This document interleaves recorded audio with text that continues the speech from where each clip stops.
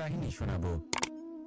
রাধার সখী ললিতা একদিন প্রসাধন করছিল। ও দর্পণে নিজেকে দেখল, আর তখন ওর প্রসাধন ওর ভালো লাগলো না। ও বারংবার নিজের প্রসাধন বদলাতে থাকলো আর দর্পণের দিকে তাকালো। কখনো ফুল বদলালো, কখনো বস্ত্র বদলালো, কখনো আভূষণ বদলালো, কিন্তু কিছুতেই নিজের প্রসাধন ওর ভালো লাগলো না। ওর মনে হতে লাগলো যেন ওর রূপ ওকে ত্যাগ করেছে। ও এই কথা রাধাকে বলল। রাধা ওই দর্পণের দিকে তাকালো, একটা বস্ত্র নিল আর সেই দর্পণকে স্বচ্ছ করে তুলল। তারপর ললিতা ওই দর্পণের দিকে তাকালো আর ও নিজের উদ্ভাসিত রূপ দেখতে পেল, নিজের সৌন্দর্য দেখতে পেল। তাৎপর্য মালিন্য দর্পণে ছিল, তার রূপে নয়। ঠিক সেইভাবেই এই দর্পণের মতোই হলো আমাদের মন। যদি এতে মালিন্য থাকে তাহলে এই সংসারের সবকিছুই মলিন বলে মনে হবে। আপনি যদি এই সংসারের সৌন্দর্য দেখতে চান, এই সংসারের শুভ কি সেটা জানতে চান, তাহলে নিজের মনকে স্বচ্ছ করে তুলুন। আসুন আমার সাথে ভালোবেসে বলুন, রাধা রাধা। এটা কোনো এক সময়ের ঘটনা। মাটির নিচে ছিল জল, আর মাটির উপর ছিল একটা বৃক্ষ, আর সেই বৃক্ষে ছিল একটা পাতা যা আকাশকে স্পর্শ করত। যখনই কোনো ব্যক্তি আসতেন, সেই পাতাকে দেখে তার প্রশংসা করতেন। তাই বলে, আকাশে সোনার মেঘ কত ছবি আঁকে, আপনার নাম কবুল লিখে নাহি রাখে। অর্থাৎ প্রতিনিধি ওই বৃক্ষের পাতাকেই মনে করা হতো, সব প্রশংসা ওই পাতাকেই করা হতো। যেখানে চোখের আড়ালে থাকা সেই জল মাটির নিচে থেকে নিঃস্বার্থভাবে নিজের কাজ করে যেত, সেই বৃক্ষকে শক্তি প্রদান করত। কয়েকদিন পরে সেই পাতার অহংকার হতে শুরু করল। সে ভাবতে শুরু করলো যে আমি হলাম এই জলের অস্তিত্ব, আমি আছি সেই কারণেই এই জলের কথা স্মরণ করা হয়।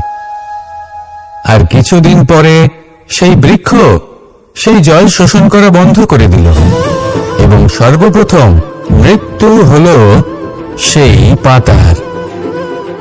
সেই পাতা যা আকাশকে স্পর্শ করছিল তা ঝরে মাটিতে পড়ে গেল, আর প্রত্যেক ব্যক্তি তার ওপর দিয়ে হেঁটে চলে যেত, তাকে দেখে আর কেউ প্রশংসা করত না। সেই জন্য জীবনে কখনো অহংকার করবেন না, বিশেষ করে তাদের কখনো অহংকার প্রদর্শন করবেন না যাদের কারণে আপনি সাফল্য লাভ করেছেন, যারা আপনার জীবনের আধার। চিরকাল তাদের প্রতি কৃতজ্ঞ থাকুন, তাদের সাথে সম্পর্ক বজায় রাখুন, তাদের সাহায্য করুন, আর আমার সাথে ভালোবেসে বলুন, রাধা রাধা। আপনি কখনো কখনো নিশ্চয়ই কোনো ব্যক্তিকে এটা বলতে শুনেছেন, বা আপনি নিজে বলেছেন বা ভেবে দেখেছেন যে আমি আমার নিজের জীবনে যেটা করতে চেয়েছিলাম সেটা করতে পারলাম না, যে লক্ষ্য অর্জন করতে চেয়েছিলাম সেটা অত্যন্ত কঠিন ছিল, আমি এগোতে পারলাম না, আদি ইত্যাদি। আমরা সবাই কখনো না কখনো ভাবি যে লক্ষ্য আমরা নির্ধারণ করেছি সেটা আমাদের পক্ষে অত্যন্ত কঠিন, প্রায় অসম্ভব। আমাকে বলুন, যে প্রত্যেকটা বস্তু বা সাফল্য যা কিছু আপনি কামনা করেছেন, কোনোটাই কি সরল ছিল? নির্বাচনের সময় সেটা সরল ছিল না, সেই জন্যই আপনি সেই লক্ষ্যটা নির্বাচন করেছেন। কারণ সংসারের যে কোনো বস্তু বা কোনো সাফল্য যদি খুব সহজে পাওয়া যায় বা কম চেষ্টা করেই লাভ করা যায়, সেটা আমাদের ততটা সন্তুষ্ট করে না। সেই জন্য আমরা জেনে বুঝেই কঠিন লক্ষ্য নির্বাচন করি, কারণ সেই লক্ষ্য আমাদের প্রতিস্পর্ধা এবং সংঘর্ষের সম্মুখীন করে, যা সম্মুখীন হয় অগ্রসর হওয়ার পরে আমরা আরো বেশি শ্রেষ্ঠ হয়ে উঠি। সেই জন্য কিছু অসম্ভব কিনা সেই বিষয়ে চিন্তা করবেন না, শুধু অগ্রসর হতে থাকুন, নিজের কর্ম করুন, সেই লক্ষ্যকে প্রাপ্ত করুন, আর আমার সাথে ভালোবেসে বলুন, রাধা রাধা। প্রত্যেকটি মানুষ জীবনে কখনো না কখনো এই কথাটা নিশ্চয়ই শুনেছেন যে ভাগ্যের থেকে বেশি আর সময়ের পূর্বে কিছুই পাওয়া যায় না। আর এটা সত্যিও বটে, কিন্তু এর থেকেও বড় একটা সত্যি আছে, আর সেটা হলো যে আপনি নিজেই নিজের ভাগ্য রচনা করতে পারেন নিজের কর্মের দ্বারা।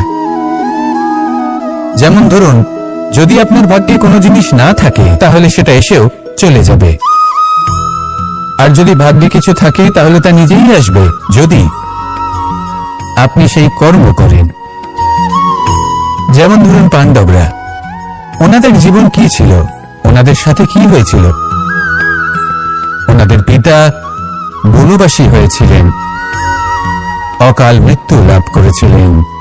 এবার এটাই যদি ওনারা নিজেদের ভাগ্য বলে মেনে নিতেন আর কিছুই না করতেন, তাহলে মহাভারতের সেই যুদ্ধে জয়লাভ করে সমস্ত ভূমণ্ডলের স্বামী কি করে হয়ে উঠতেন?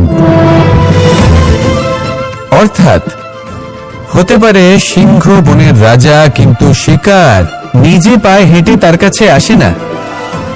সেই ভোজন লাভ করার জন্য সিংহকে কর্ম করতেই হয়। তাহলে আপনার ভাগ্যে যেটা আছে সেটা আসবে, কিন্তু কর্মের জোরে আসবে। তাই কর্ম করতে থাকুন আর আমার সাথে ভালোবেসে বলুন, রাধা রাধা।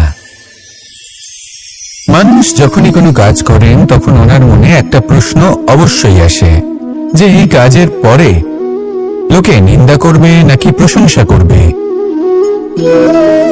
এই বিষয়ে ভাবতে ভাবতে ওনারা এটা বুঝতে ভুলে যান যে নিন্দা এবং প্রশংসার বিষয় ভেবে ওনারা নিজেদের একাগ্রতা এবং সমর্পণ দুটোই হারিয়ে ফেলেন। নিন্দা হবে ভেবে ভয় পাওয়ার কি প্রয়োজন? নিন্দাতে অনুচিত কি আছে? উচিত দৃষ্টিভঙ্গি দিয়ে ভেবে দেখুন। নিন্দা এবং প্রশংসা এই দুটোই হলো অনিবার্য। নিন্দা যখনই হয় তখন যে যাই বলুক না কেন, আপনি একটা সুযোগ লাভ করেন, একটা সুযোগ নিজের ভুল বুঝতে পারার, সেটা শুধরে নিতে পারেন, নিজের পথ বদলে নিতে পারেন আর সাফল্যের পথে অগ্রসর হতে পারেন।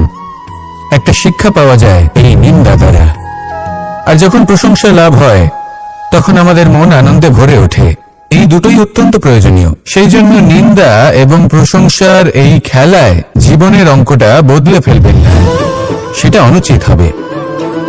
কারণ জীবন না শুধু নিন্দার বিষয় আর না শুধু প্রশংসার, জীবন হলো আত্মিক সুখের বিষয়।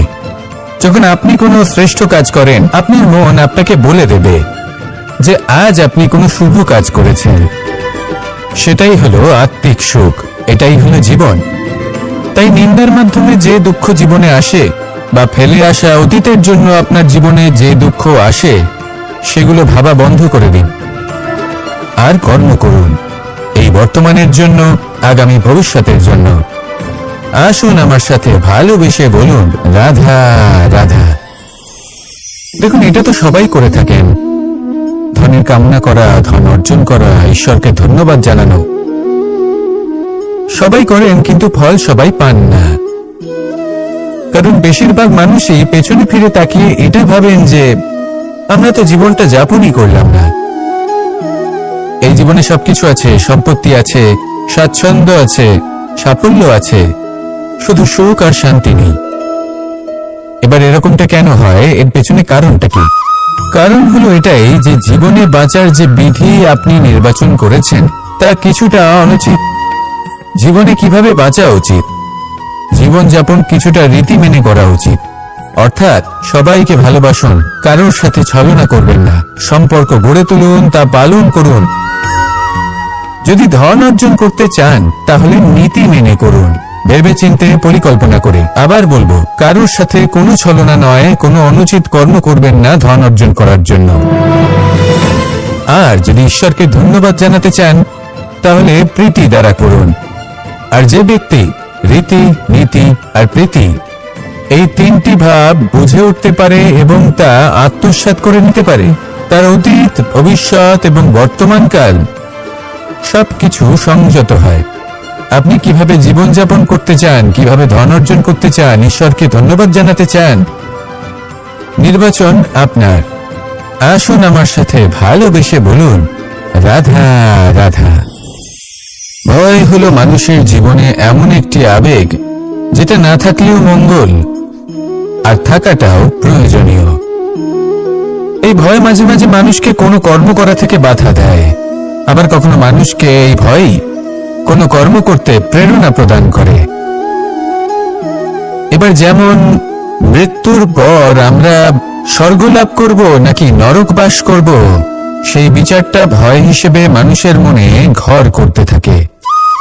আর এই ভয়ের বিষয়ে মানুষ এতটাই ভাবে যে নিজের জীবনের লক্ষ্য, উদ্দেশ্য, রীতি এই সব কিছুর বিষয়ে ভুলে যায়। দেখতে গেলে মৃত্যুর পরে কি হবে সেটা আমাদের মধ্যে কেউ জানে না, সেটা তো মৃত্যুর পরেই আমরা জানতে পারব। কিন্তু এই মৃত্যু পর্যন্ত নিজের জীবনের সারথি হলেন আপনি নিজেই, তাই না? আপনি চাইলে এই জীবনকে স্বর্গও করতে পারেন, আবার নরকেও পরিণত করতে পারেন। নির্ভর করছে আপনার কর্মের উপর আর আপনার আপনজনের উপর। আপনি যাদের আপন বলে মনে করেন, অনেক সময় যাদের আপনি বন্ধু বলে মনে করেন, কথায় আছে যে প্রকৃত বন্ধুর মধ্যে ঈশ্বর বসবাস করেন। এই বন্ধু আপনাকে হয় পথ থেকে সরিয়ে দেবে বা উচিত পথে নিয়ে আসবে। এরাই আপনার জীবনকে স্বর্গ করে তুলতে পারে বা আপনাকে নরক পথেও টেনে নিয়ে যেতে পারে। তাই জীবনে নিজের কর্মের বিষয়ে আর নিজের সঙ্গের বিষয়ে ভাবুন, সতর্ক হয়ে এগোন আর আমার সাথে ভালোবেসে বলুন, রাধা রাধা। লোভ এবং ক্রোধ এই দুইয়ের মধ্যে সম্পর্ক খুব গভীর। এবার আপনি বলতে পারেন যে এটা আমি কি বলছি, একটু বোঝার চেষ্টা করুন। জীবনে যখনই আমরা কোনো বস্তু লাভ করতে চেষ্টা করি, তার বাসনা পোষণ করি, আর যখন সেই বস্তু আমাদের কাছে আসে, আমরা চাই যে এটা আমাদের সাথেই থাকুক, আমরা সেটা সংরক্ষণ করে রাখার চেষ্টা করি। লোভের জন্ম হয়। আর যখন তাকে সংগ্রহ করে নিজের কাছে ধরে রাখতে পারি না, যখন সেই বস্তু আমাদের থেকে দূরে চলে যায়, তখন সেই লোভ ক্রোধে পরিবর্তিত হয়ে যায়।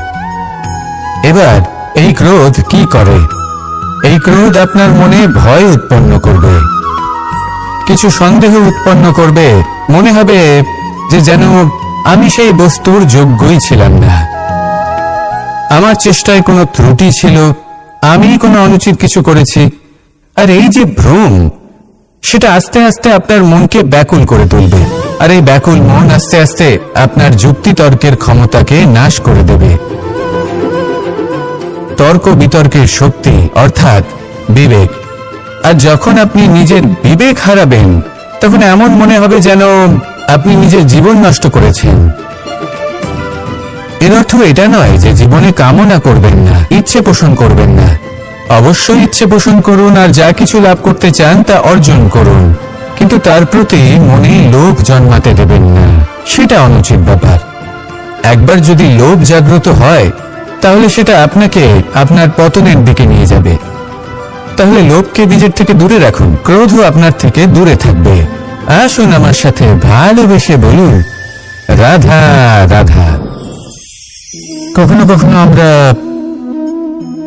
অনেক কিছু ভাবি,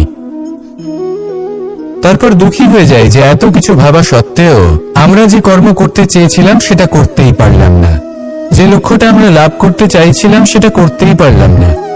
আমরা সংসারের সামনে এটা ঘোষণা করে ফেলি, কথা দিয়ে ফেলি যে এই কর্ম আমি করে দেখাবো, এই সাফল্য আমি প্রাপ্ত করেই ছাড়ব, কিন্তু করতেই পারি না।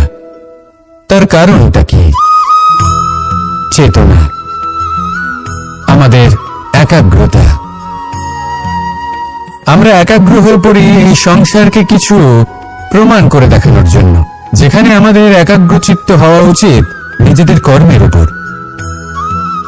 কোনো বস্তু বা কোনো সাফল্যের কামনা করা, তার জন্য পরিকল্পনা করা, তার জন্য কর্ম করা আর তা প্রাপ্ত করা, এটা